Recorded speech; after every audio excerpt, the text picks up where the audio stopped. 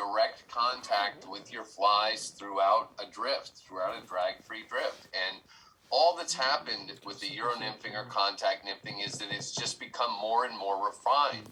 And the reason it has, and the reason it's called Euro nymphing, is in international competitions, the Europeans for many years, and they kind of still are really running roughshod over anglers from the U.S. and they're using very different techniques than we used to use to fish here, and still nymphing techniques, but again more and more refined. Just from a show of hands, and I bet you I can tell exactly who's going to raise their hand. Any Euro nymphers out there? Anybody Euro nymphing right now? All right, I'm actually a little surprised. I'm looking at some younger guys on the screen, and around here anyway, it's the younger anglers that have really adopted Euro nymphing techniques, and many of them, as a result, are competing in local fly fishing tournaments and the like. But let's just get started with some video.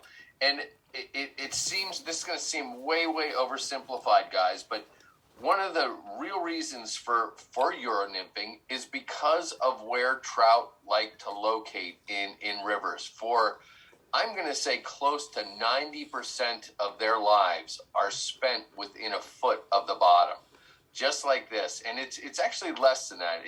From shooting this underwater video, in most cases, if you can kind of gauge it yourself, it's about 10 inches, and from their eyeball down to the bottom. And when I'm shooting video, like, it's just so consistent. It doesn't matter where the river is, what time of year, just most of the time they are hugged to the bottom like that. And there are three reasons for this.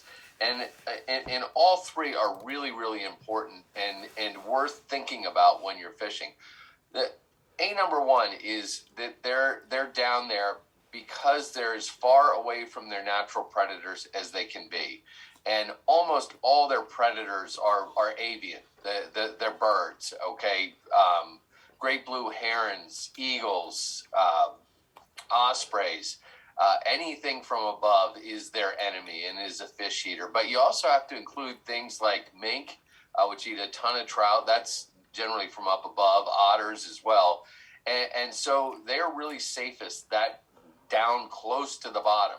And the other thing with being down there is that there's generally less current on the bottom. There's sort of a current cushion that runs along the bottom, and it's because it's getting tripped up by the rocks and other structures there. And so think of it as little back eddies all along the bottom. So the current isn't moving as fast. They don't have to work as hard, to swim as much. And if you think about it, even right now, it's pitch black. I assume where you guys are, it is here. It's probably 32, 34 degrees out where I am. Right now in my local river, those fish are still down there just paddling their little fins away. They're burning energy, and the less energy they have to burn, the less food they have to take in, the less they have to work. So it really is, it's imperative for them to use very little energy. So three reasons for them to be on the bottom like that: to stay away from predators, they have to swim less. The third, the kind of a real biggie, is that's where the majority of their food comes from, okay? If you have a crane fly larva or a caddis larva, a mayfly nymph, a stonefly nymph, that they live most of their lives on the bottom, tucked into the sediment or underneath rocks. If they break free from those locations, they don't generally go up in the water column, they tumble along the bottom. So that's where the majority of the trout's food is for most of the year anyway, tumbling along the bottom. They don't have to work as hard. And so they're down at that same level where that food's coming by, easy peasy for them to eat.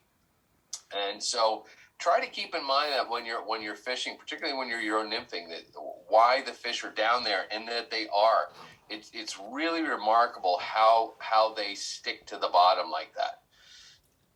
Doesn't matter whether they're big, small. Now, as we know, there are times during the year when they're going to elevate. They're going to come up in the water column like this guy during a hatch, and this fish is picking off nymphs that are trying to swim to the water surface to become winged adults. This one's really active. This was during a Hendrickson hatch, and the nymphs were making their way from the bottom up to the surface, being pulled downstream. But watch how this fish can pick out food from all that stuff that's coming down. They are very, very finely tuned. The other thing to keep in mind is if they, for any reason, they take in a stick or a leaf or something that doesn't have nutritional value, in their mouths, they can sense it right away and get that thing spit back out. Again, this is another thing that becomes very, very important for Euro-nymphing, is how fast they can take in food and literally spit it straight back out into the current to get rid of it. That's why we want to be as in contact with our flies as we possibly can. They're remarkably adept at doing that. So, are all places good for Euro-nymphing? The answer is no. And even if you go out and you have, say, a specific Euro-nymphing rod, reel, the whole thing, you're going to encounter places on the river that it's not appropriate. Water like this, you in order to keep your flies off the bottom, you need to suspend them if you're nymphing. So a little float works just great. This was in a competition, and all the people in the competition were Euro-nymphing. But when they hit a beat with slow water like this, kind of froggy water, they put on a little indicator just to float their fly, so it wasn't completely getting hung up on the bottom. This wasn't the winning fish, by the way, which is tragic. A bunch of smaller fish won. And, when I'm doing these presentations, I hear a lot of times, well, that's just high stick nymphing. We've been doing it for years. And yes, it is absolutely true. High stick or tight line nymphing, probably what most of you have been doing all along. But again, the refinement, and believe it or not, this guy, fortunately, he's no longer with us. He passed away a few years ago, was the one who really started Euro-nymphing here in my part of New Jersey. And he traveled in Europe and fished in, I think, Slovenia, and was taught how to do it over there, brought it back, and really, really got me going on it, mainly because I'd fish with him, and he absolutely kicked my butt on the river day after day. And this is in a local stretch of river, the Kenlockwood Gorge, and can be very difficult to fish, but is perfect for Euro-nymphing. It's just the right width. Everything is just picture perfect for Euro-nymphing. Bubble seams like you see there. And old Bill here, just, man, I'd never seen an 11-foot 3-weight rod until he brought one back from Europe, and really got a bunch of us going here, and was a master at it. So, doesn't have to be specific equipment. This is a really small 7-foot little 3-weight rod, kind of a brook trout rod, but this guy has it set up for Euro-nymphing with a Euro-nymphing leader, and really effectively using Euro-nymphing techniques with tackle that you might already have, rod reel that you might already have. So it doesn't have to be hyper-specific.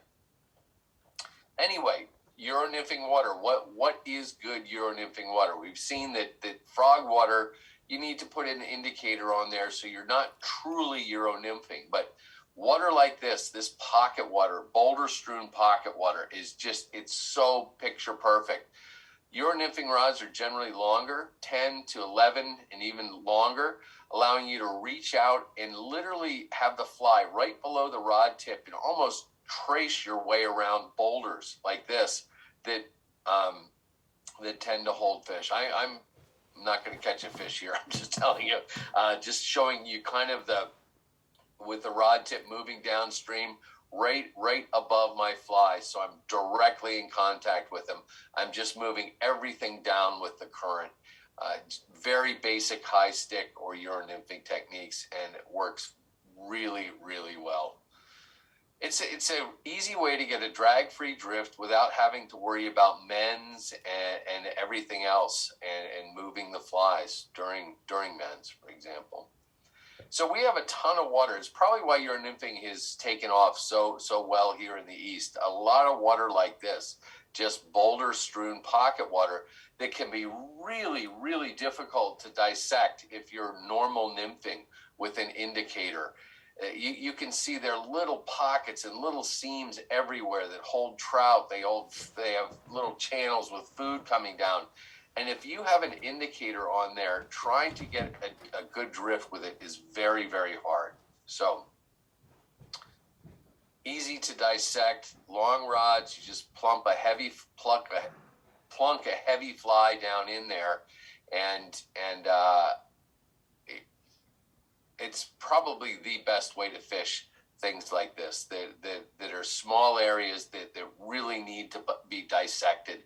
Buckets that are 6-8 feet long, 3 feet deep, with a plunge at the top. You need heavy flies to get down deep, and we'll talk about that in just a minute. But so in that vein, there's been a lot of it's great stuff too. River restoration done by Trout Unlimited, other organizations here, New Jersey, Eastern Pennsylvania, and Southern New York. And a lot of times the water looks like this. They purposefully build boulder-strewn water. But one of the features that they often add to it's called a weir. And the idea is to provide holding spots for fish. In other words, down below those kind of U-shaped rocks, or the weir, is deeper water. Again, the trout can be down at the bottom, far away from predators, very, very comfortable down there, and tons of food. These structures help to move sediment through the system. It's the real reason for them. And then shallower water up above, kind of like bug factories, and just the perfect setup. But these places can be very, very difficult to fish. And the reason is you have a steep drop off up at the top, right down into that deep pool. And getting a fly down into that deep stuff as it comes off that steep bank is really, really hard. You need a very heavy fly, and it needs to sink super quickly. So, little diagram here. In most cases, just say regular nymphing, you have your fish down there, nose into that steep drop-off. You cast a fly up on the drop-off, it's just a regular nymph, and a lot of times goes right over the trout's back. With Euro nymphing, with a heavily weighted jig, it can fall off that ledge and get right down in front of the trout. I know that seems overly simplistic, but that is a huge, huge thing with Euro nymphing, is to get a fly down there quickly. And we'll talk about the type of flies in a minute. Any questions so far, guys? No, we're just kind of flying through things here. Everybody clear? Yeah, Tim, go ahead. Do you want the fly bouncing along the bottom, or are you trying to keep it slightly above? A little bit of both. It's a great question. You want to feel bottom. You want to know that you're hitting bottom, but ideally you want to keep it right at that level, about 10 inches off the bottom, where those trout are really going to see it, and you're less likely to get snagged. Now, that is not an easy thing to do, and a lot of it has to do with the equipment that we're using. But yeah, ideally ticking bottom, being able to feel bottom, but lifting it up maybe just a little bit and keeping it off the bottom as it's going down. Okay. Trout will take a fly off the bottom though, and I've had it. I can feel it stalled on the bottom and have had trout pick it up off the bottom. That's kind of there's a myth that trout don't eat things off the bottom, and they absolutely do. So yeah, just to get it down there, and get it down very, very quickly. A lot of that is, every second that your fly is in the water should be valuable. And when you make that cast, that upstream cast to start your drift, you want it to get down to where those trout are as soon as it possibly can. And that just makes for a much, much longer drift. Yeah. All right. Yeah. Also, since you're not using an indicator most of the time, what are you watching for? We'll get to that. Okay. It's kind of a watch and feel thing, and that gets a little complicated. And we'll talk about that in a minute, Okay. and what you're actually looking for, or even feeling. Anybody else? We'll keep moving along real quick. A lot of this, I have a little show and tell that we'll do at the end with the gear that should that's where we'll really clear a lot of these questions up. I think it's kind of important to see the gear in order to talk about it. So what are we? When we're Euro nymphing, we're imitating the same stuff as regular nymphing and mayfly nymphs like this guy, little Hendrickson nymph. And so pretty much the same type of bugs, again, just with a little refinement for Euro nymphing. The Euro nymphs tend to be a little heavier. Use tungsten as opposed to brass in the beads or in the weight. So they sink faster. They also tend to be more svelte, less stuff hanging off them, again, to get them to sink faster, to get down there to the bottom quickly. But we're still imitating, like there's a little sulfur there. This is a Hendrickson that's about to hatch.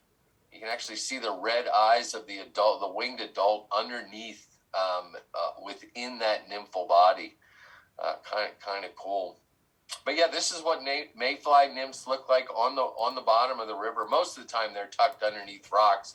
I shoot these in fish tank, but different times of the year, they need to swim to the surface in order to emerge as winged adults. That's what this guy's doing here. They do, starting days or even weeks before the hatch, they'll do little test swims up to the top. I gotta stop this one.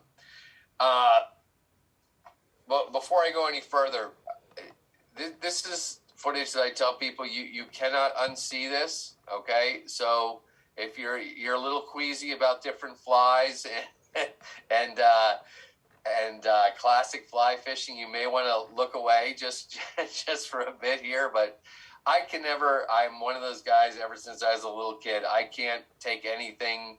If somebody telling me this is the way things are, I need to see it for myself. And when people tell me how flies move underwater, I just there's something, and so I've spent way too much time trying to shoot the way natural insects and our imitations of them move underwater. So before I show you the video, this is a prince nymph, okay? A beadhead prince nymph. It's tied on with a non-slip loop. It's fished below an indicator in reasonably fast water.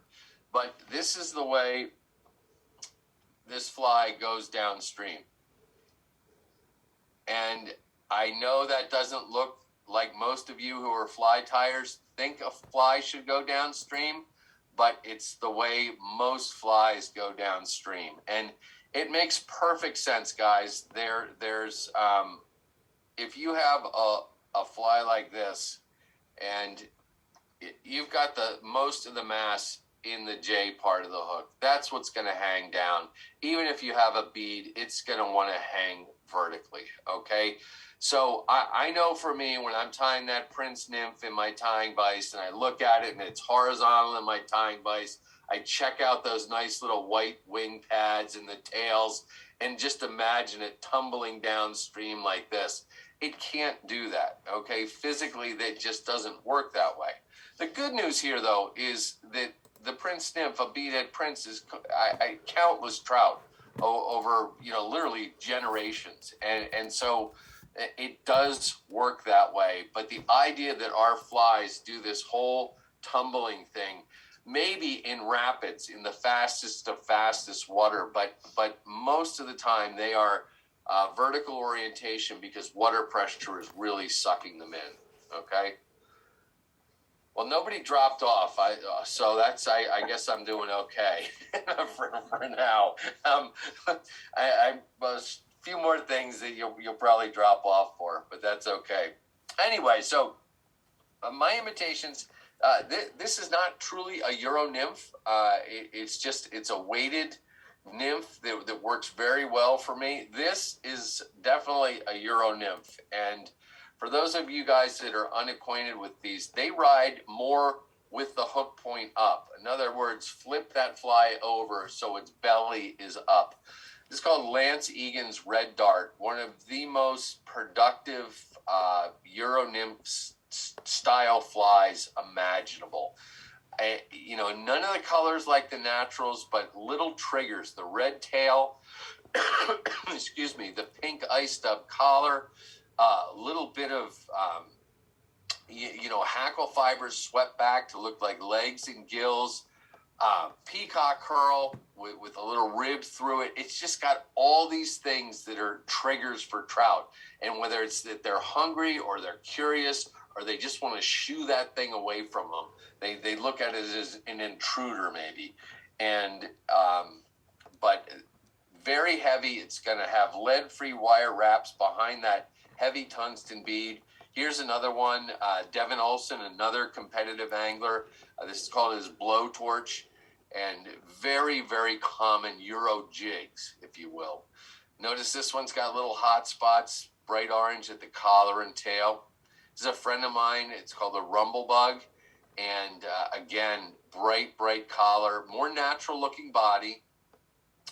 And you may have noticed that as I'm progressing here, these flies are getting slimmer and slimmer, and the beads are generally getting larger. So a fly that has less stuff hanging off of it and is more streamlined sinks way faster than something that's got, say, a lot of dubbing on it or peacock curl.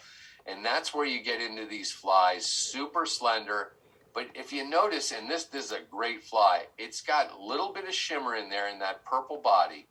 It's got an orange tag at the bottom to draw the trout's attention, but it's still got things in it like that wood duck tail with the fine dark markings that look like the fine dark markings on many of the aquatic macroinvertebrates we're trying to imitate. And then a little furry collar up front looks like gills or legs. So kind of everything in one little pattern, and works exceedingly well. This is one of mine. I'm convinced that blue is a great color for winter fishing just about everywhere, steelhead included, certainly for trout. Again, more and more streamlined. I have a UV cure body over top, little rubber leg tails that add a little bit of motion.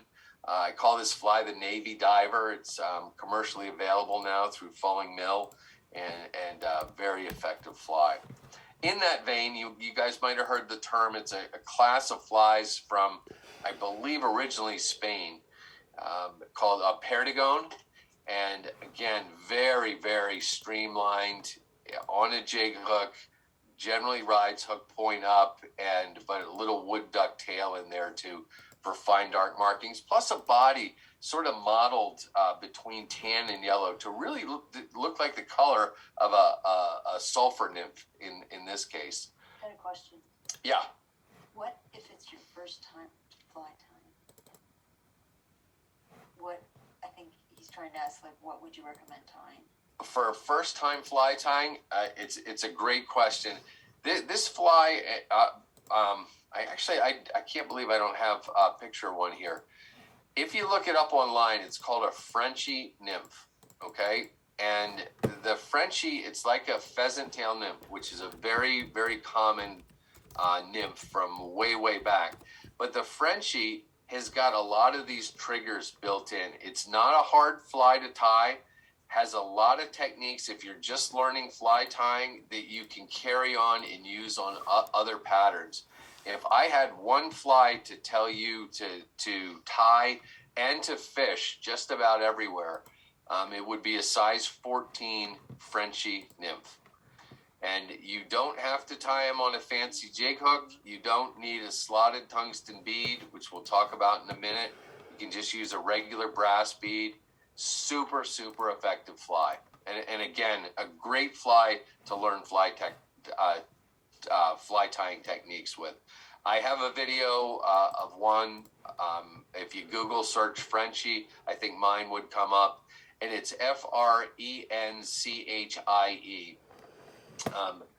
The way the fly got its name was it was a tournament, international tournament, but here in Pennsylvania, it's probably 20 years ago, and the French team absolutely kicked butt against the U.S. on U.S. home water, where the team actually practiced, and these young French guys came in and just cleaned house.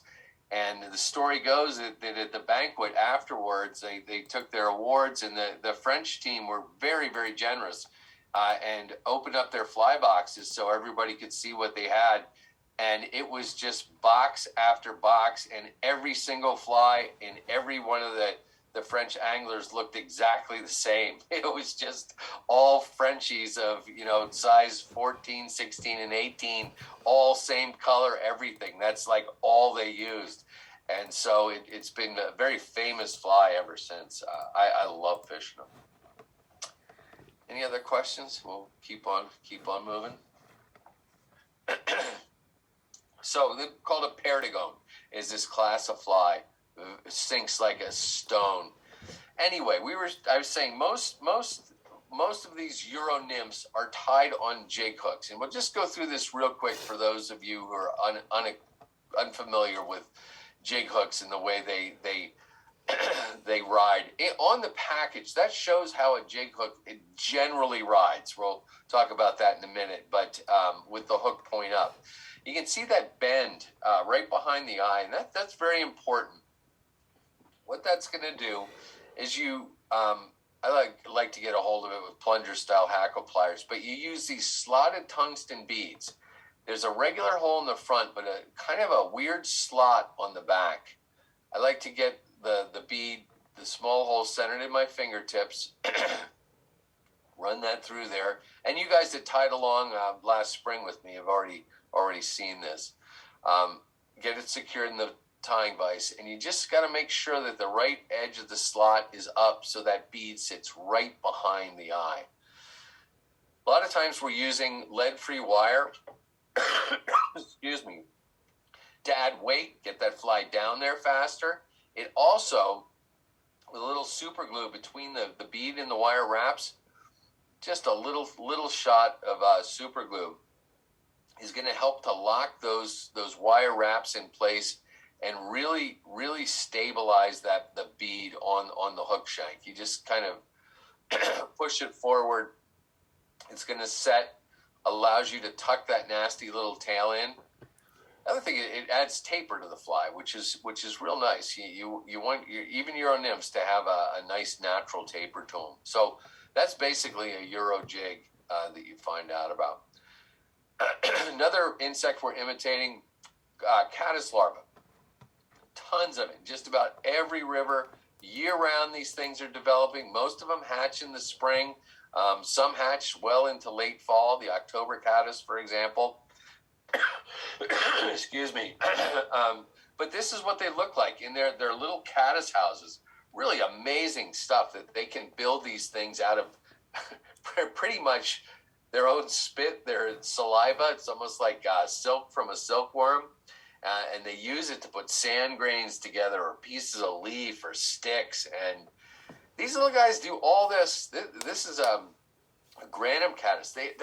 The cases are actually, the opening of them is square, and tapered too. The case is tapered, and they cut them out of leaves. And the reason they have these cases is their bodies have very, very little protection. They're like little protein gummy bears for trout. And so without the case, they're just too vulnerable. And they'll anchor themselves to rocks on the bottom. This one's actually built with some pine needles. Again, square case, and that little larva lives inside, eventually becomes a pupa, which swims to the surface to become the winged adult. So this is one of my imitations for a case caddis. I know case caddis don't have tails, but a lot of times they use a little bit of silk to anchor themselves to a rock on the bottom, and that's why I put a little tail in there. I also believe that the tail helps to keep the fly from getting snagged on the bottom. It will bounce off a rock, and in theory, prevent a snag. But that green just looks like that caddis larva poking its head out. Other stuff that we're imitating when we're uronymphing are free-living caddis that just anchor themselves to the bottom with these webs. And those webs also help them catch food, trap near microscopic food that they eat. And I have a few different imitations that look like that.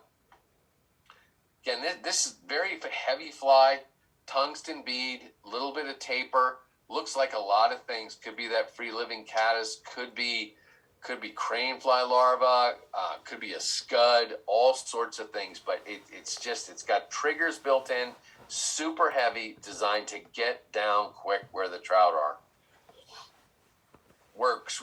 To me, I consider it a guide fly. I can tie one in less than 2 minutes and just tie a whole bunch of them, particularly for the spring when I'm guiding a lot. Another thing you can uronymph with very well, if your river has stone flies, which is a great thing, it means your river is very clean. They're not tolerant of any pollution at all, really. Need fast-moving, cold, well-oxygenated water in order to survive. The reason it's doing push-ups here is it helps to force water past their gills. They're those little frilly things in their armpits. Really cool critters, up to almost 2 inches in length.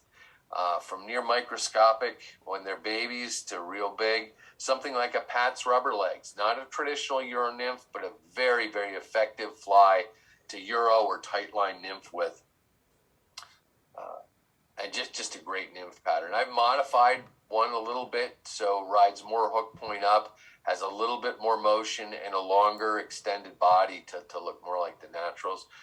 Yellow stoneflies, golden stoneflies, beautiful, beautiful bugs. I mean, it really makes me think how poor we are as fly tiers at imitating these things. Just when they're in my fish tank, just love watching them.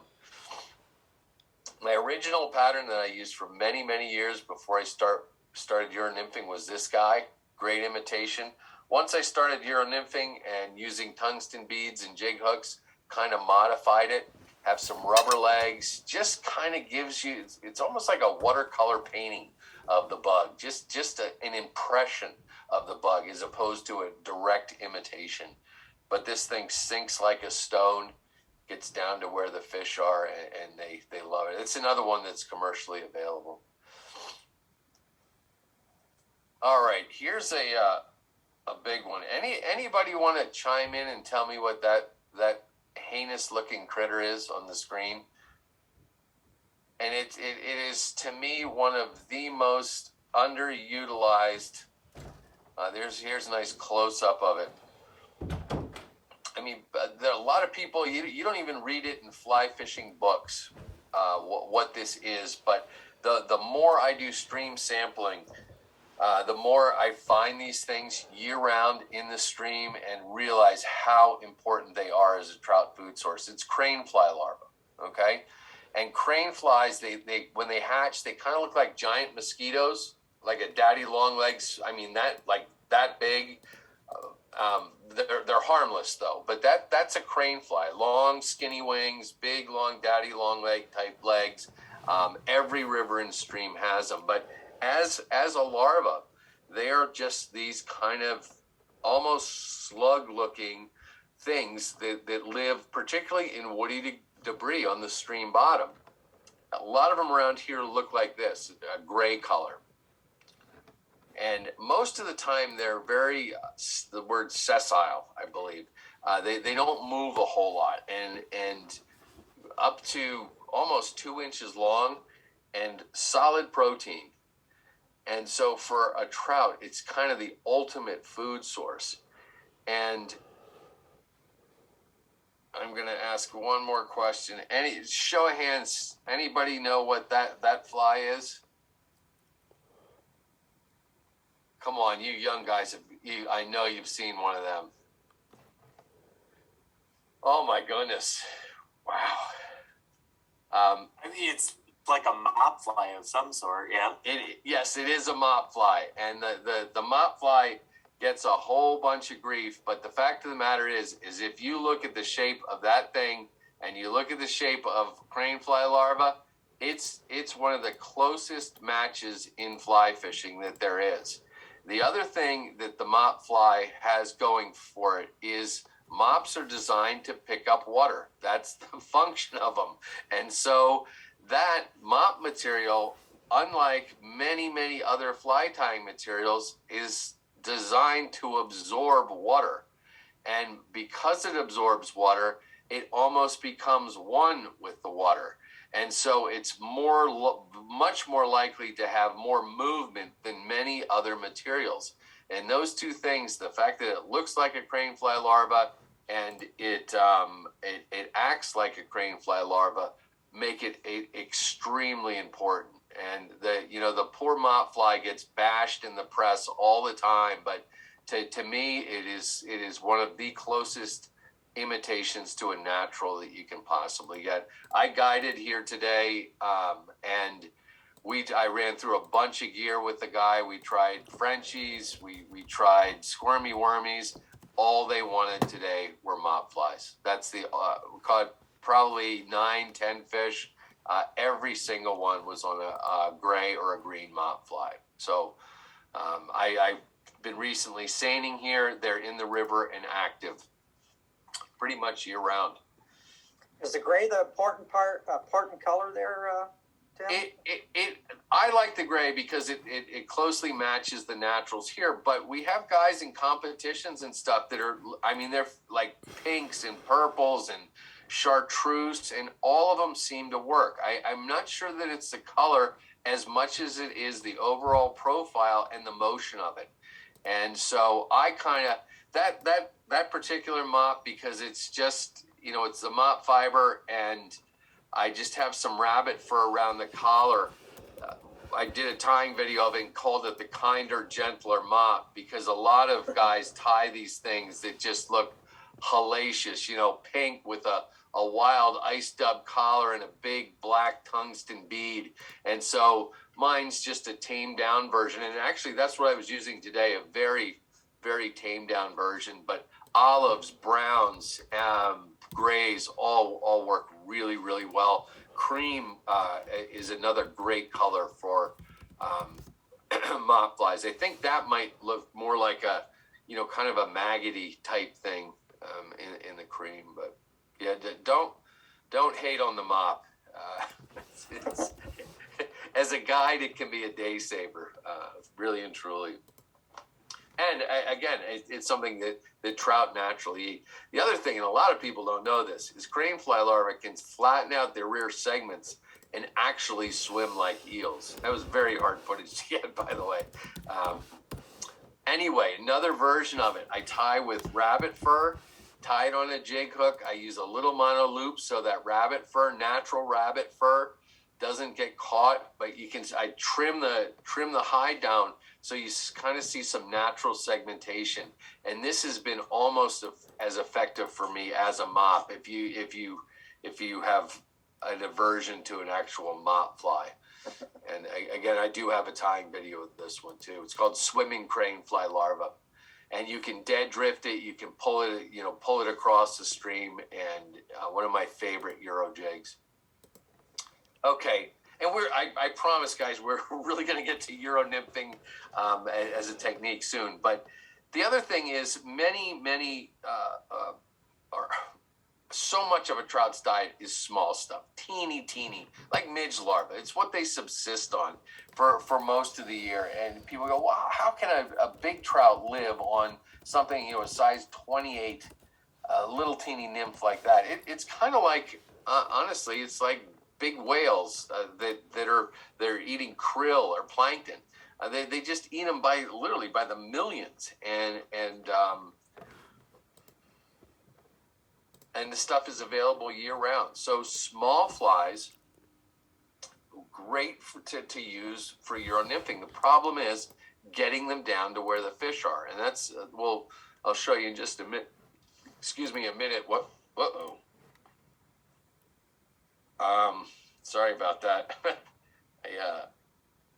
This could take just a second here. We'll back up. Where do we go?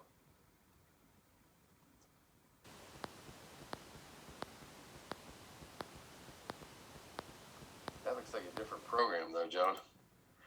I apologize, guys. Let me I'm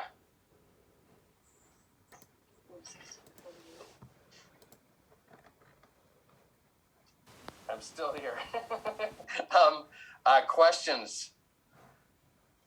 Anybody? Yeah. Anybody good with technology out there? Hey, Tim, I have a question. Can you hear me? Yeah, go ahead. By the way, your videos are great. I started thank watching you. your videos a couple years ago. They're very easy to follow. Probably some of the best videos that are out there. Oh, I appreciate it. So I know you mentioned you're going to talk about how to get these small flies to the bottom. Yep. That's a problem that I constantly have. I feel like I have to have two flies, a heavy fly, and then my smaller fly to get it to the bottom. That's what we're driving at. Yep. Is there a way to have like just two small flies get to the bottom without having that heavy fly on there? That is a wonderful question, and I'm getting to it. Okay, all right. In fact, that's a and if for any reason I don't get to it, yell at me. Sure. Well, one more question, if you want to take another one. Yeah, go ahead. So, how do you keep your fly 10 inches off the bottom? And we'll talk about that when we talk about the gear. Okay. Another great question. Will you talk about weighted leaders also? I actually won't talk about weighted leaders. I don't really use in like this Euro nymphing. I don't use weighted leaders. I love weighted leaders for swinging flies, for streamers and things like that, but it's generally not something that's used in Euro nymphing. In fact, in tournament angling, there's some very, very strict international rules, and I believe that's a big no for them. Is no weighted leader in that, and that's kind of carried on into recreational Euro nymphing as well. We're adding weight to the flies most of the time, and a lot of. We don't have to do it as recreational anglers, but a lot of these competitions do not allow for any split shot or anything on the line. It's only weighted flies. Okay, so we think sinking lines more for streamer fishing than for nymphing.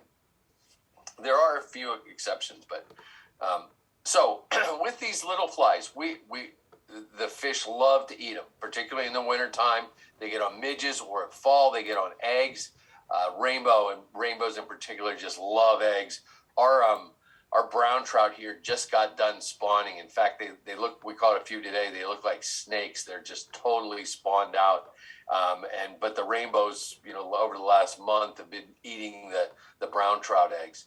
Midge larva is another one. Huge, important food source for trout, but they're teeny. This guy is maybe a size 24 at best. And so, but trout eat them all the time, particularly in the wintertime. And there are actually some fish up pushing on the winged adults today. But this guy, size 26, I think, hook, not hard to tie. Honestly, once you get used to that size, I kind of cheat.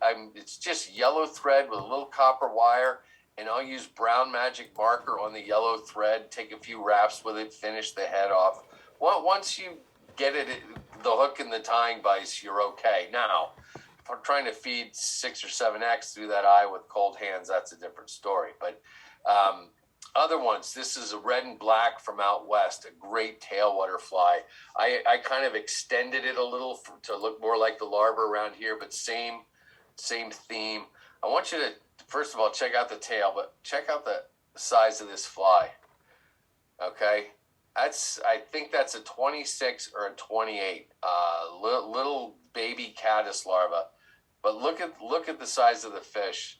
This was a friend of mine. He owns a local fly shop. That's the fish that ate that I think that was in March. So elephants eat peanuts. Peanuts don't eat elephants. Anyway, I run trips to Patagonia every year, and I thought, man, this is like 5 years ago when I first went down there. You know, I brought down this whole box of Euro nymphs, like I'm going to show the guides down there something new. Guide opens up his fly box, and it was better stocked than mine. You know, and of course, they have traveling anglers from all over the world, but ties on this thing, and it's exactly what I would tie. You were asking about, you know, getting unweighted flies down there. What he's got is a jig fly, pheasant tail jig. That's the one that's up top and by his pinky. And then off the bend of the hook, he's got some more tippet and about 18, well, probably less than that, probably 14 inches back, 14 inches worth of tippet. He's got that smaller pheasant tail and just deadly. 2 pheasant tails like that, one size 14, the weighted one, and then like an 18 or a 20 in the smaller pheasant tail. You can't go wrong just about anywhere in the world. And Patagonia is, you see, took this little teeny sized 18 pheasant tail. Patagonia is no exception. Anyway, we were talking about rigs. So, and I have to backtrack a little from this video. I'll cut to the real stuff in a minute. What we're looking at, what is kind of it's in our leader. So it's called a sighter, and that's the pink line that you see. It can be pink, yellow, just a bright color that you can see, usually about 2 feet in length. And that's the last 2 feet of your line before it hits the water, okay? So it's generally right above the surface of the water. Good idea to attach a tippet ring to the end of that. And then from that tippet ring, you're going to attach your tippet, 5, 6, 7X. And I'll show you, then we go, this length, how much tippet you have going down to the first fly depends on your water depth, okay? Go down to the first fly, something weighted like this. Oftentimes you tie off the bend, another 14, 16 inches of tippet, and then you tie on that smaller fly. That's only one way to rig it. Generally, that piece that goes from the bend of the first fly back to the second one is smaller tippet. Rather than 5X, you drop down to 6X or 7X. And mainly because you don't want the tippet influencing the movement of that little fly. You don't want it to overwhelm that little fly. All right, so that's it for the video portion. Let me pause here. Hey, Tim. And questions. I got a question for you. You said Yeah. that it was that pink line, you referred to it as cider line? Yeah, it's called cider material. I've got some stuff here. We'll show it to you. But basically, let's talk about the gear real quick. I think this should answer a lot of questions. One of the things with Euro nymphing is longer rods, okay? And the reason for the longer rods is it gives you that much more reach. We're effectively high stick or tight line nymphing. We want our flies to be directly below, as much as possible, below the rod tip. So we're in contact with them. We're literally just following this, they're going with the flies as they're going naturally downstream. You want them to drift as naturally as possible, to look like one of those bugs that's broken loose and is going down along the bottom, say 10 inches off the bottom. So longer rods. You also don't want to go very heavy. I'm fishing, a lot of times I'm fishing with a 2-weight Euro nymphing rod. Now I know that sounds very, very light to you guys, but it's really just the tip that's more like a 2-weight rod. The rod is fairly beefy. I'll show you one in just a minute. And I have landed fish probably over 6 pounds with that 2-weight Euro nymphing rod. Many of them are 3 and 4 weights. If you kind of want to hit that center spot, a 3-weight, something in 10.5 feet is long is right on the money. Just gives you that extra reach. Okay. So with those rods, the other thing that it does is that loose tip on the rod is very, very sensitive. So not only are you seeing bites because you're looking at that sighter, that fluorescent line that's above the water, and if it just ticks or twists or does anything, that's when you set the hook. So you're not looking at a floating indicator. You're looking at a piece of bright monofilament. and it's remarkably sensitive. And there's some advanced techniques for this. You kind of you're leading it just a little bit. You're a little downstream from it, and it generally has kind of a little slight arc to it. And if that arc tightens up or moves in the least, that's what you set the hook on. It's so much more sensitive than a strike indicator once you know what to look for. Okay, we kind of squared on that. So again, not that difficult, guys. We're not doing anything all that different. Just casting upstream, staying right over top of our flies, natural drift all the way down, looking to see that sighter move. If it even twitches, a quick hook set, and then fight the fish as normal. Anyway, as far as the gear goes, typical Euro nymphing rod here. And this is a Douglas and an 11-foot 3-weight Douglas. Most Euro nymphing rods have a fighting butt on the bottom, which really helps, but it does another thing. It adds a little bit of weight down here. And I generally put a heavier reel on to balance out that longer 11-foot rod. These things can do some damage on your shoulder if you're not careful. And that helps kind of keep that balance point right about there when you put the heavier reel and have the butt on. So a whole bunch of them available. You can go anywhere from $110, up to $1,000 for Euro nymph rods. Cortland, Douglas, Thomas & Thomas, virtually at Reddington, everybody is making Euro nymphing rods now. Very, very popular. So, but let's just say you're not ready to commit to that rod. You don't really want to buy a whole lot of tackle, but you've got your 9-foot 5-weight, your 8.5-foot 4-weight, whatever your standard fly rod is, you can Euro nymph with that. And it for really very little money. They have Rio started doing it. It's called a Euro nymph shorty. It's 20 feet long, and all you do is you take your brighten this up just a little bit. Oops. There we go.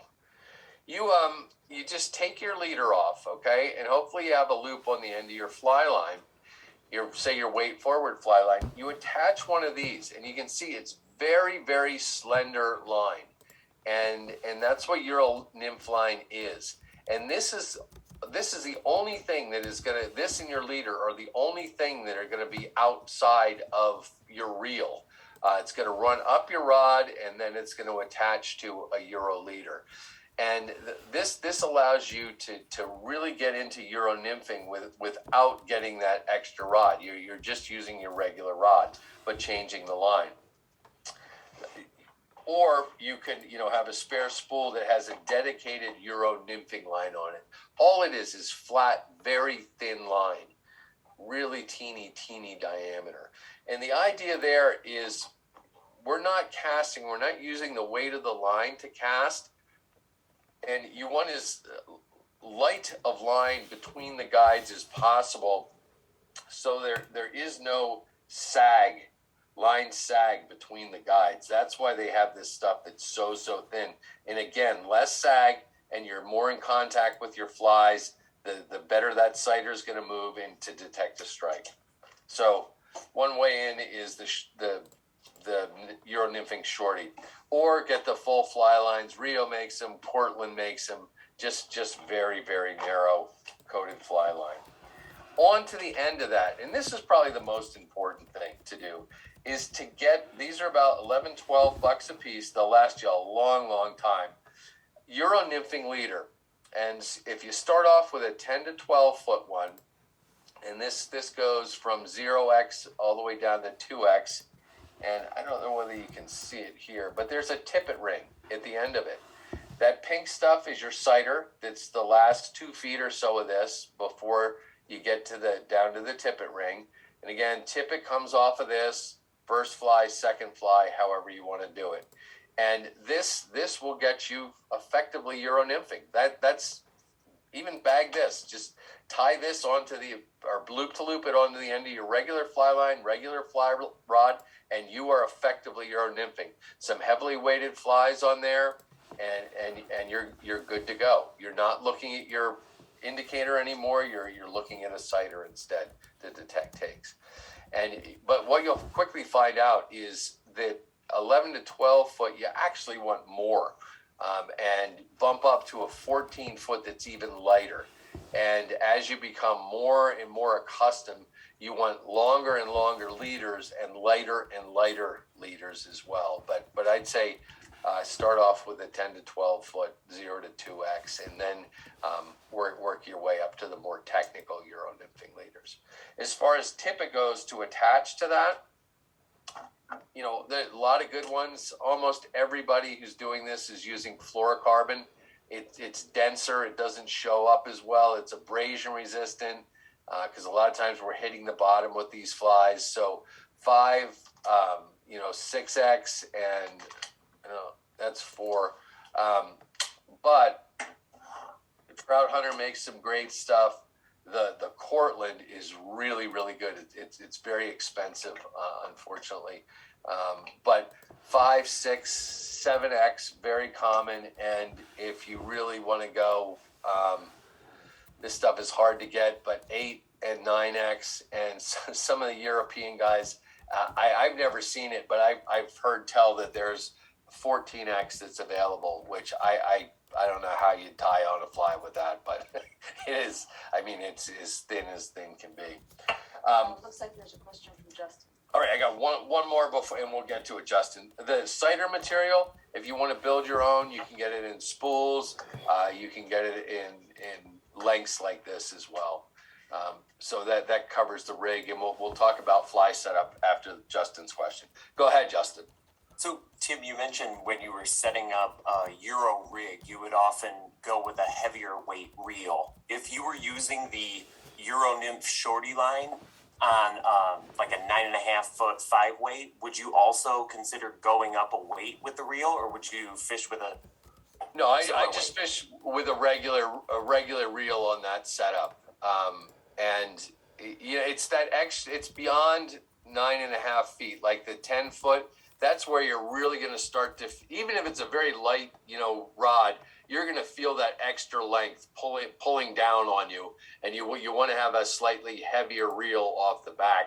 There are a few manufacturers, like Reddington just came out with a reel called the Tilt, kind of a weird looking reel, but you can add weights to it, which makes a lot of sense. And so you're adding weight to that reel to get that whole rig to just balance nicely in your hand. And not be too tip heavy and want to pull down. Thanks. Now I really want to make sure we get to the question about the rigs, and there are multiple ways to do your rig.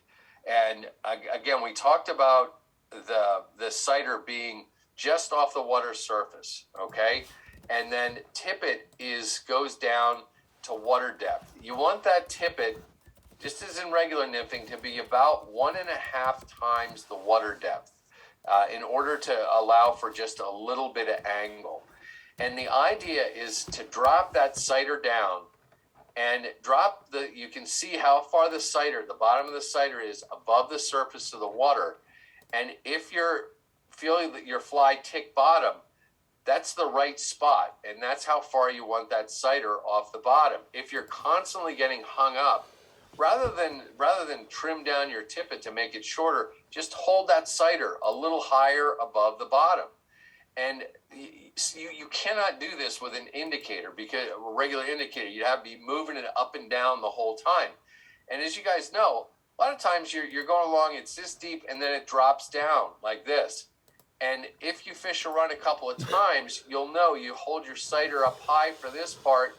And as you come down into that deeper water, you drop the rod tip down, drop that sighter almost down to the water's surface, and fish that out. So that's how you stay within that 10 inches from the bottom. You kind of feel bottom a little bit, and then you use your sighter to adjust depth. Does that make sense to you guys? Uh-huh.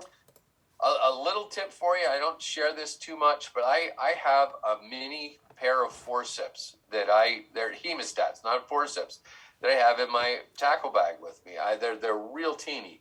I don't have them here. really about the size of these scissors, okay? And what I do is if I'm unsure of the depth, I'll go and on my last fly, I'll just clip those hemostats on there with my rod, drop the hemostats down there and see how far have them hit bottom and see how far off the water surface my sighter is. And it's like the old, Navy guys with plumb lines that they, drop the weight overboard, count the number of knots or whatever it is on the line. You're depth sounding and figuring out exactly how deep that water is. So a little trick for you there. So we're adjusting the length of the tippet from that tippet ring below our sighter down to our first weighted fly, if you will, called the anchor fly or the point fly. But let's just say you want to have a weighted and an unweighted fly, but you don't want to tie off the bend of the weighted fly's hook to do the unweighted fly. So what you can do is you can have the weighted fly on the bottom, but say a foot above it, you can tie a tag that comes off of that and tie your unweighted fly to that tag. Making sense, guys? So another rig that you can have.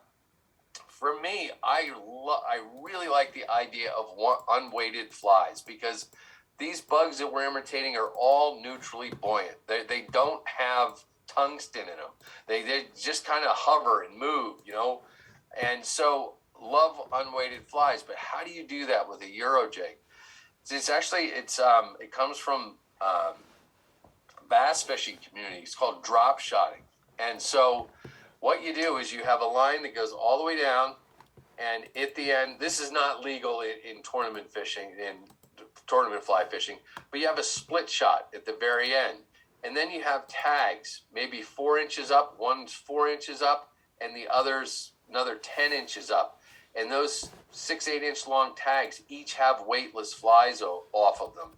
And the real advantage here is that weight that's on the bottom, that split shot, it doesn't get hung up the way a weighted fly would, okay? And if you do get hung up, just give it a little pull. Hopefully you're using non-toxic weight, pulls the weight off.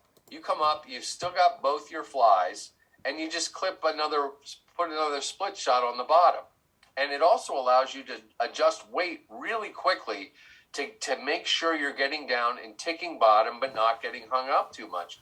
You can add weight and take it off real easy, a lot quicker than you can tie on a new fly, and that's something that's heavier or lighter. So the drop shotting, it takes a while to do one of those drop shot rigs with 2 droppers off of it. If you can imagine that's some fancy knot tying. You can see it online, different guys doing it, but a really effective way to fish this way. Yeah. Tim, there's some states where you can't have your split shot on the bottom of your rig, like New York State. Yeah, and it's and there's other stuff with the big one, and you should be warned of it too. There are other states where your leader, and New York State's one of them, particularly for steelheading.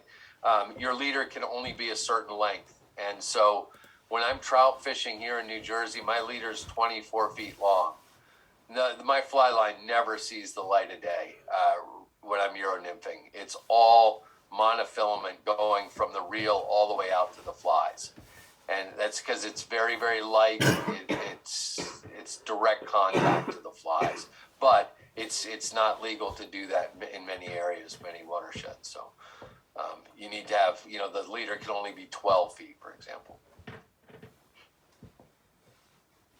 Questions, guys?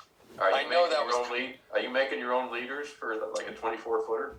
Yeah, I am, and I actually, I'll tell you guys, but please don't go and try it because you'll likely break your rod. I used to do a lot of offshore fishing and deep fishing, jig fishing over wrecks and things like that when you're in 60 feet of water. And it happened like 20, 30 years ago when we started fishing with braids, the super braids, like spider wire.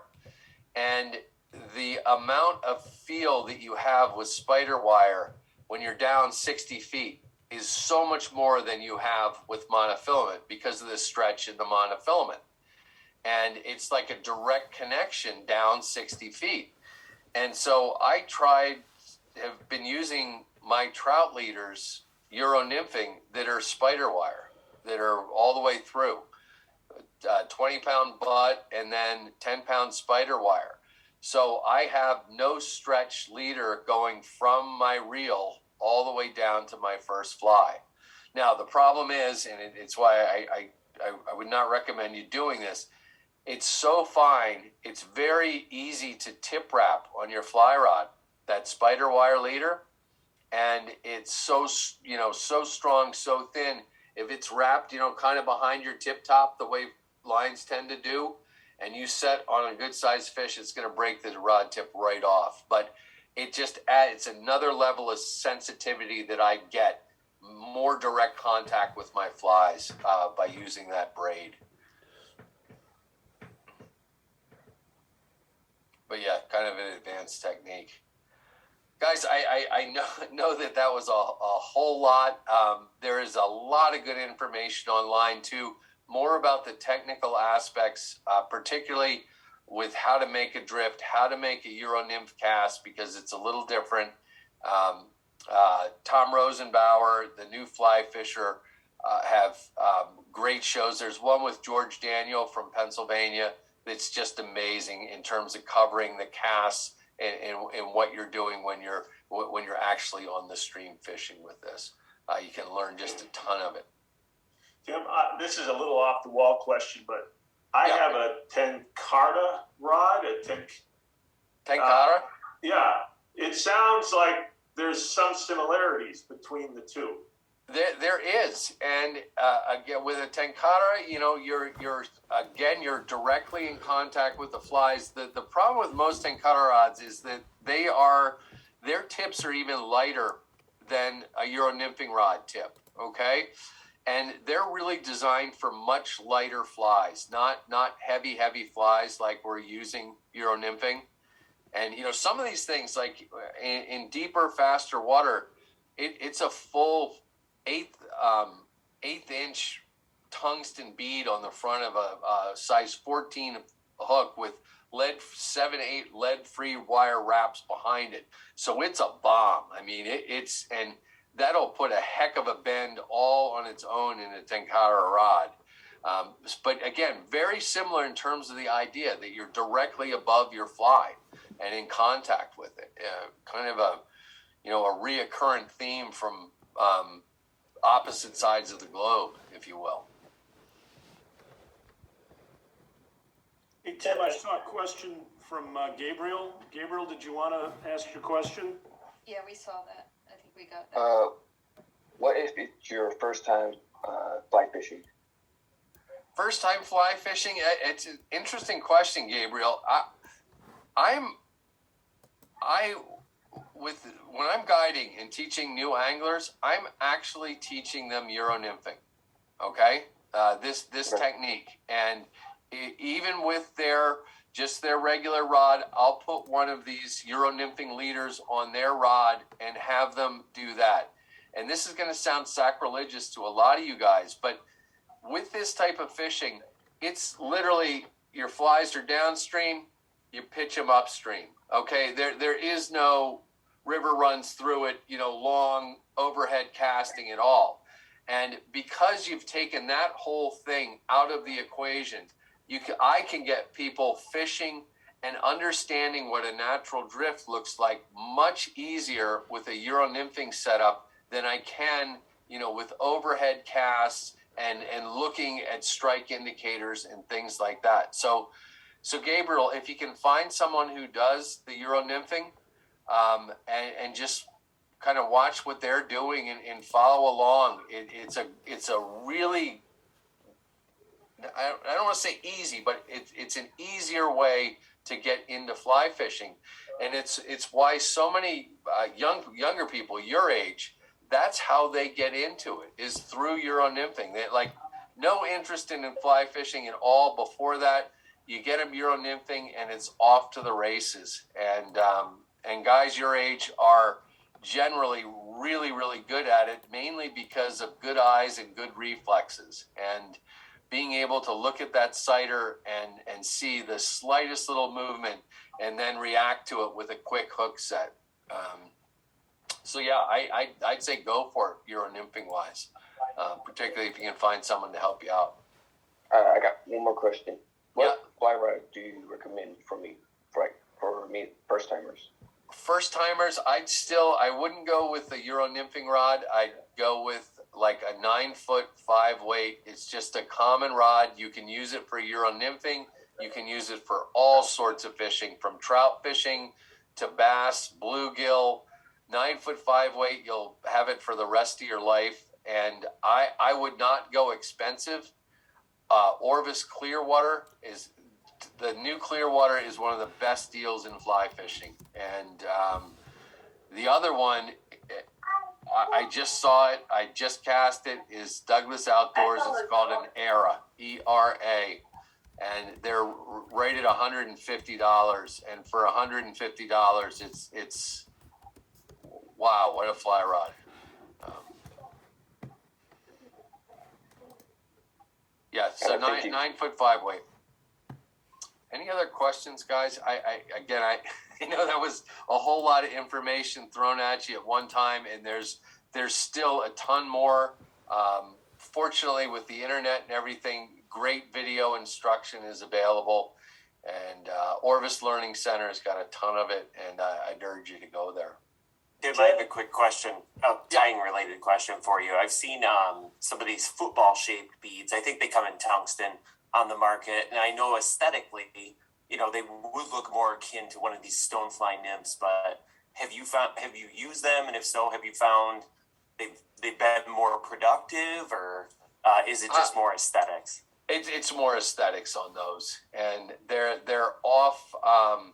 They're off-axis beads now, all sorts of fancy beads. And like with the off-axis beads, what they're trying to do anyway is to get to get the fly to ride more horizontal than hang vertically, like I showed you with the Prince nymph. And the offset beads kind of pull the back of the fly up a little bit. In my mind, I want my flies to kind of be horizontal for some reason, but in reality, I don't think they really need to be. And when I see those bugs in my fish tank, they're oriented all over the place as they're moving around. There is, you got to figure almost all of them spend most of their lives upside down on the bottom of a rock. Okay, so what's right side up, right side? Yeah, who cares? And it's just us from seeing stuff in our tying vise and wanting it to be horizontal or roughly so in the water, just the way it is in our vise. But a lot of the beads a lot of it's aesthetics more than anything else. Tim, generally speaking, how long is your sighter? I'm about 2 feet. Other people go short.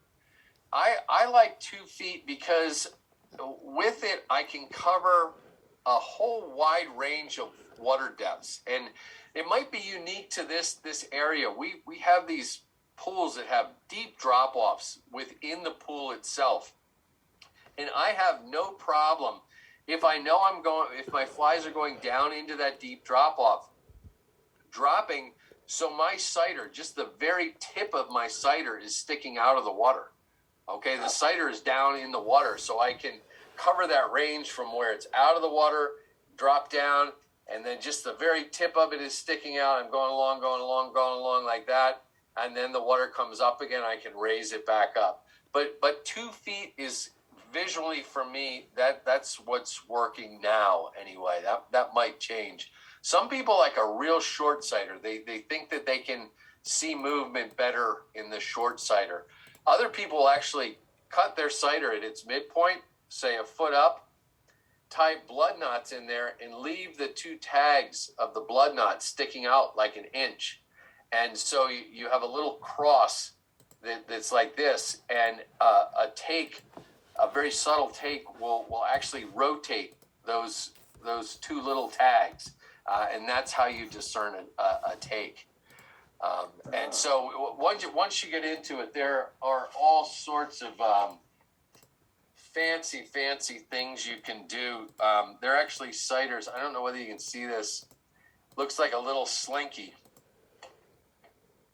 And so this becomes your sighter. And these things are super sensitive. This one's a little coiled up. But gosh, you can barely see it. What people are looking for is a take will open the rings up just like that. Okay? And so really sensitive, not meant for fast water by any stretch. And they do get tangled up real easily like this. It's why you keep them in a test tube. But yeah, just a different way to look at it.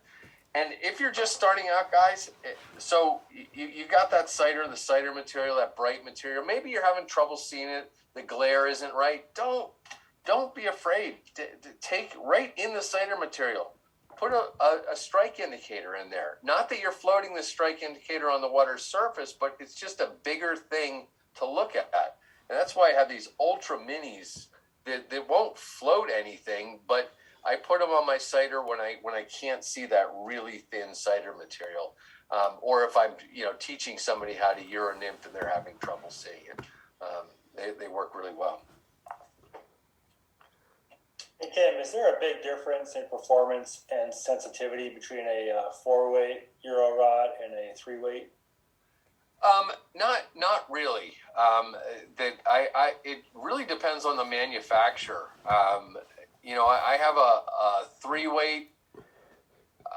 Actually, for instance, I have 2 Douglas rods. They're both 11-foot 3-weights. One's their high-end model. One is a lower-end model, and they behave so differently. It's ridiculous, and I can't even tell you that the higher-end model is better than the lower-end model. The higher-end model feels much more like a 4-weight to me than a 3-weight, and so it really depends on the rod. There's not a whole lot of difference between the 4-weight and the 3-weight.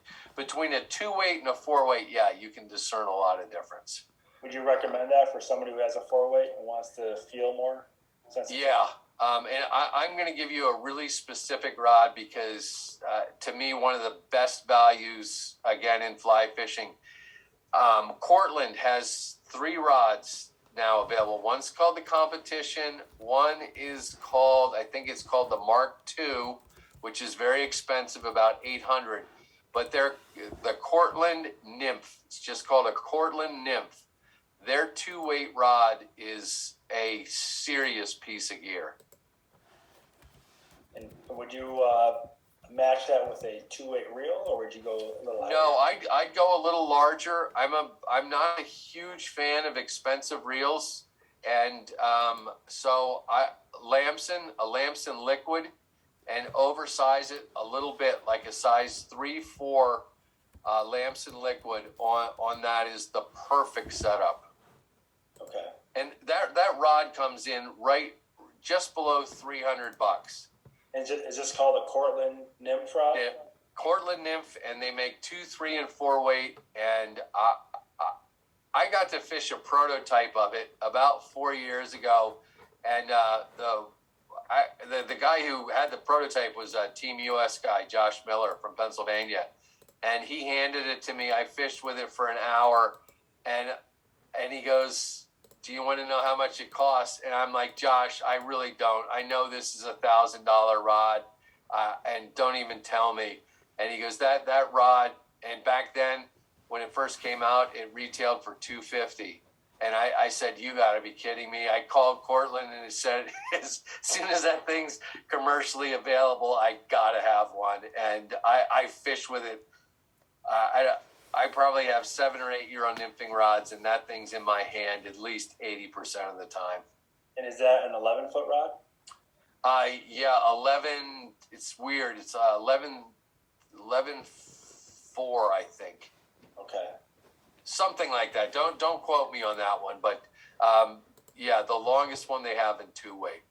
Okay. You know what? Guys, I have one more thing I got to mention because this relates to the rods.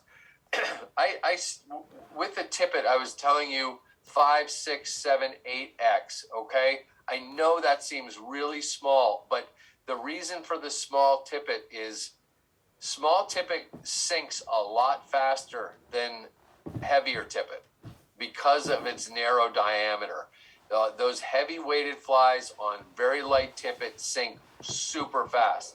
Also, because it's thinner, it has less surface area exposed to the current, to water. And so it's not pushed around the way, say, 4X or 3X tippet would be. And that's why, as light as it is, guys are fishing 7, 8, 9X in competition. Really makes a difference. But there, you may need to have one of those dedicated Euro nymphing rods to have a soft enough tip to protect that delicate tippet. I hope your heads are swimming, because I know mine is right now. Just from trying to describe it. Yeah, Tim. When you're fishing a spot, you're running your nymph through a run. How many times would you run through before you move? Fishing on the spot. It depends on the spot, and this again, we're going to get into the more advanced stuff. But when I get to a spot that I know or I believe is productive, Euro nymphing allows you to grid pattern that spot. In other words, start close, drift through close, add a little bit of line, go another foot out, drift through, go another foot out, drift through, go another foot out, drift through. Take 2 steps upstream, repeat that process again. Okay? So and this is what the competitive anglers do. It's not fun fishing, but you are literally covering every inch of a pool when you do that. And so, how long you stay there really depends on the length, the size of the pool. But I'm going to take at least 1 cast, probably 2 at each one of those little positions. Near, take another cast near, lengthen my cast out another foot, take 2 casts out there, and just run through, take a step or 2 upstream, do it all over again. Okay. And again, it's not relaxing fishing, guys, but it is extremely productive. That's the thing. Good. All right. Tim, I just had a question on the cider line with your Euro nymphing setup now. I understand that your tippet's going to be connected after that, which will be connected to your jigs, correct? Right. And then is that cider line connected to your fly line, or do you have something in between those two? I have something in between the two. Generally, like a straight mono leader between the cider and your fly line. And in most Euro nymphing setups, it's monofilament that goes all the way back to the reel. Okay, so your fly line really isn't out. Now, in that section between your fly line and your cider, which say it's 14 feet of mono, you can taper that. It helps with the casting a little bit. Have a traditional tapered leader there, basically, or you can just run straight mono if you want. Most people run straight mono after they get used to it for a while. Okay, and that mono is going to be it's obvious it's going to be stronger than your tippet, yes. Yes, and stronger than the cider as well. Oh, okay. Generally, yeah. And again, that all depends on how light you want to go. You can have. I mean, there are guys that fish with that line as 4X. They use tippet material from their fly line down to their cider. And it's 4X. But those are the guys that are also fishing the 7 and 8X tippet below that. So everything is super light and super fine. Okay. Awesome. Thank you. Yeah. Anybody else? Yeah, I had a question. Yeah, go ahead. So for someone who's maybe like, I want to get into fly fishing, I'm not very experienced in it yet, what commercial brands of flies would you recommend for maybe someone who doesn't want to make them themselves? Just about anyone that, anything from Montana Fly Company is Yeah, in fact, I'll give Montana Fly Company a plug because they have a huge variety of flies. Most fly shops carry them, and a lot of the online retailers carry Montana Fly Company flies. And I would, if you're just starting out, stick with nymphs. And if I can be even more specific, size 14 with a bead head on it. And the most common ones are going to be hare's ears and pheasant tails. And if you get start building a collection of hare's ears and pheasant tails in size 14, it will just cover so much range for you without, going too crazy, without, we call it box lock, when you open your fly box and you're just overwhelmed by the number of flies and types in there, and you just kind of shut down. And if you have less choices, like two different flies, just tie one or tie both of them on there and you're off to the races. So Okay, yeah, you said keep about them. like what would be like a good amount of flies have about two, you said? Two different types, but if you're going out on the stream, you got to count on losing at least 10 flies every time you go out. You're going to lose them to the bottom. You're going to break them off on fish, and mainly if you're just starting off, you're going to lose them to the trees.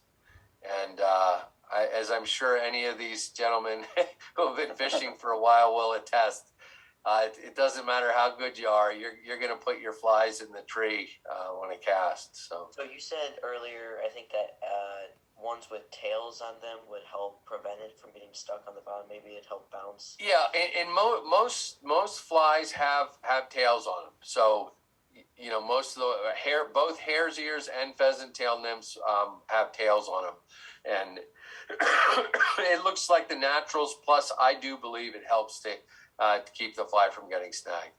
Okay, all right. Thank you very much. Oh, you're welcome. Good luck. Toss something in there for Gabe. One of our members, Gabe, is Joe Barker, and he is a commercial fly tyer. And if you go on to vanguardflytying.com, you can get flies from Joe for $1 a piece, and he's got great ties. So that might keep your dollar investment down. All right, I'll check it out. Thank you. Yep. Yeah, and $1 a fly is a great price for a fly. Most of them are in excess of $2 now, which gets to be a lot of money real quick. And The Fly Fishing Expo, too, in March is another great place to buy flies because you've got a lot of vendors there.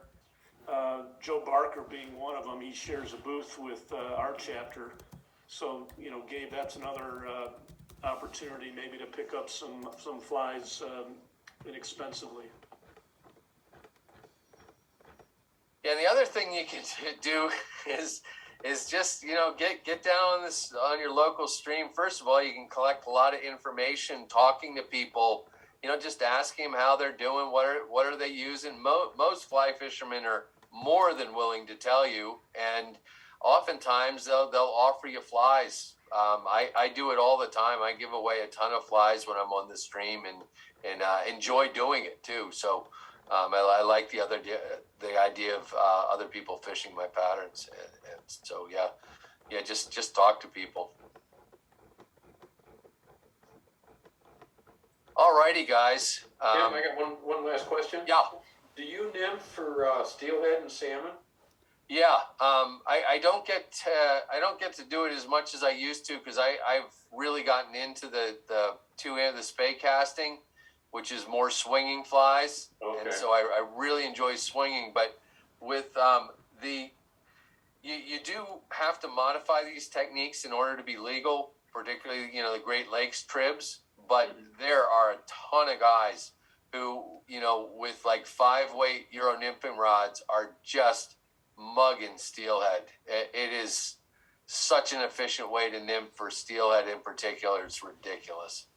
A 5-weight. They're a little hard to find that big. The 5-weight Euro nymphing rods, 11 footers. Because you're in direct contact with the fly, and you feel everything. Okay. Now, the drawback, and I should say this in general, is you can't, when you're Euro nymphing, you just can't fish that far away from you, maybe 25 feet away from you at best if you're a good Euro nympher. This is close in stuff, and otherwise the flies just kind of pull back into you if you're casting too far out. Okay. All right. Guys, thank you very much for having me. I hope I didn't overwhelm you. I hope I didn't scare you off of Euro nymphing. It really is. It's a fun way to fish, very effective, not very relaxing, but if you want to outfish your buddies, give Euro nymphing a shot. Tim, thanks so much. We really appreciated the presentation, and I want to wish everybody a safe and happy holidays, and look forward to getting together again in the new year. Very good, guys. Hopefully we'll see you in March. Okay, Tim. Merry Christmas. Bye. Thanks, everyone. Bye-bye.